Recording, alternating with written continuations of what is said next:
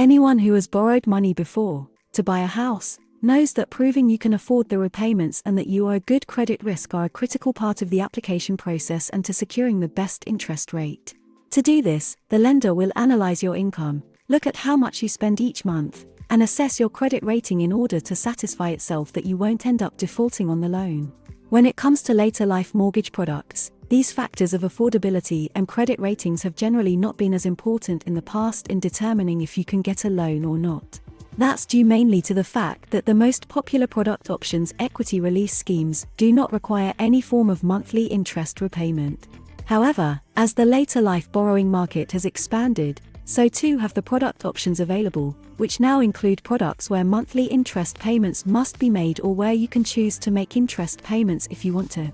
Today, the subject of affordability is one that your specialist later life advisor should talk to you about. Working out if you can afford to make interest repayments or not and, if you can, how much you could pay each month is crucial in determining which product solution they recommend.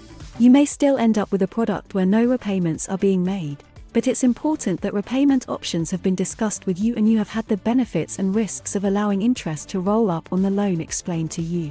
And of course there are some solutions where interest repayments are mandatory and so your affordability will be assessed just like any other mortgage loan. When it comes to your credit history, much like affordability, the importance of this to the application process will depend on the product solution you are choosing. For equity release schemes like lifetime mortgages, for example, where interest repayments are not required, a poor credit score won't necessarily prevent you getting a loan. But the lender will still check your rating to see if there are any outstanding issues that could affect your ability to repay any monthly payments, such as a history of missed payments from unpaid debts.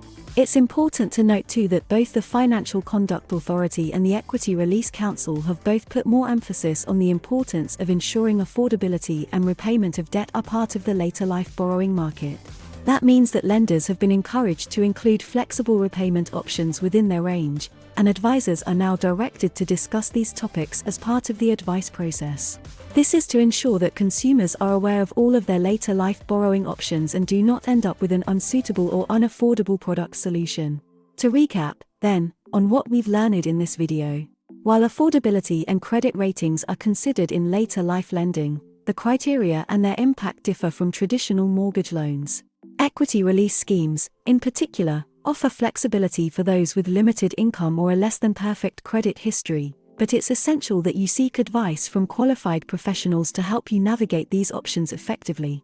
As this is the final video in our first of 5 learning modules, you can now take a quick test to check your understanding of the topics we have covered, or move on to Module 2 where we look at later life borrowing options in more detail.